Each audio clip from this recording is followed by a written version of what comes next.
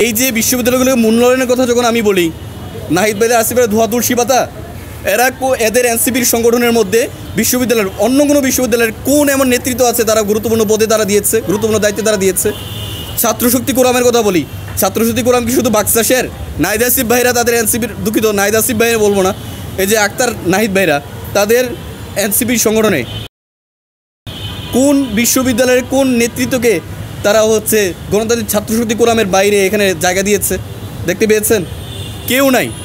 শুধুমাত্র তাদের ছাত্রশক্তিটাকে, মানে যদি আমি বলি স্বাধীনতা যুদ্ধকে যেভাবে আওয়ামী লীগ তাদের নিজের ব্যক্তিগত সম্পত্তি দলীয় সম্পত্তি পরিণত করেছে, যে স্বাধীনতা যুদ্ধ আমরাই করেছি, সব ক্রেডিট আমাদের, ঠিক নাহিদ আক্তার ভাইরা এটাই করতেছে।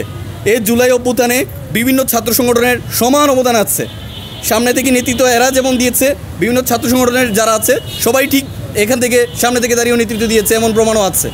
কিন্তু ক্রেডিট যখন চিন্তা করবে তখন তারা বলবে, যখন জুলাইকে আমি নিজেকে কুক্ষিগত করে রাখতে পারবো তখনই আমি রাজনীতি করব জুলাই ব্যক্তি করে।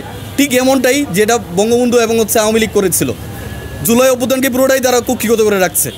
কোনো যখন সত্যটাই বলে দিক না যে ছাত্র শিবির এটা করেছে, ছাত্রদল এটা করেছে, কোনো প্রবলেম আছে এখানে?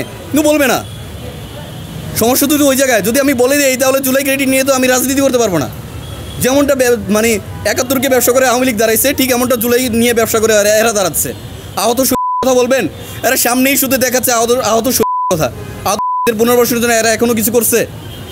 সে যেই এডিসি বদরুল জগন্নাথ বিশ্ববিদ্যালয়ের সামনে ১৭ জনকে নির্মমভাবে করেছে, যার নেতৃত্বে সে বান্দরবনে ট্রান্সফার।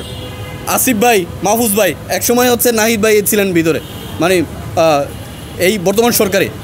অন্তর্বর্তী সরকার তাদের বিরুদ্ধে কোনো ব্যবস্থা নিয়েছে? নাই তো। ঢাকা বিশ্ববিদ্যালয় আন্দোলন করছে কয়দিন আন্দোলন করছে তারা? ৫ই আগস্ট পর্যন্ত সারা বাংলাদেশের রাজশাহী বিশ্ববিদ্যালয়ের রাজশাহী পুরো নেতৃত্ব দিয়েছে, চট্টগ্রাম বিশ্ববিদ্যালয় পুরো চট্টগ্রামে নেতৃত্ব দিয়েছে, ঢাকা এবং প্রাইভেট বিশ্ববিদ্যালয় যারা আছেন পুরো ঢাকাতে তারা নেতৃত্ব দিয়েছে। এমন ছাত্র সংগঠনগুলোর অবদানগুলো আপনি কোনোভাবে অস্বীকার করতে পারবেন না। কিন্তু দেখেছেন তাদের কোনো মূল্যায়ন করতে, তাদের কোনো স্বীকৃতি দিতে দেখেছেন, তাদেরকে কোনো বিচার দেখেছেন? এই দায়ভার এদেরকে নিতে হবে না? এই দায়ভার যখন এরা নিতে যাবে তখনই তো তাদের রাজনীতি শেষ হয়ে যাবে। এই দায়ভার কখনো এরা নিবে না। আহতদের তালিকা এই গ্যাজেটটা সংশোধন হয়ে কিছুদিন আগে প্রকাশ পেয়েছে। দ্বিতীয় ধাপে যে আহতদের তালিকা হয়েছে তাদের গ্যাজেট এখনও প্রকাশ পায় নাই। জুলাই শেষ হয়ে যাচ্ছে, আমি এখনও বিচার পাই নাই। আমার মামলার কী অবস্থা আমি জানি না। ইভেন এখনও শুনেছি বিভিন্ন জায়গাতে জুলাই কেন্দ্রিক যাদের মামলায় যারা কারাগারে গেছেন তারা এখনও হাজিরা দিয়ে যাচ্ছেন। এই দায় কে নিবে? অন্তর্বর্তীকালীন সরকারের যদি কথা বলেন তাহলে নাহিদ আসিফ ভাইদের কেন বাদ দিবেন আপনি? তারা তো ভিতরে ছিল। নাহিদ ভাই এখান থেকে বের হয়ে তো এনসিপি গঠন করেছে, সে এখানকার আহ্বায়ক। কীভাবে আমি এখানে যাব? ভাই আমার জীবন বিক্রি করে দেবো নাকি? এখানে ৩ জন ভাই আমাকে বাঁচাইতে গিয়ে ১৯ তারিখ যখন ডিবি আমাকে উঠে নিচ্ছিল সেখানে স্পট হয়েছেন তারা। আমি কীভাবে তাদের রক্ত দিয়ে তারা এনসিপি করতে যাবো? এখানে প্রশ্নই আসে না।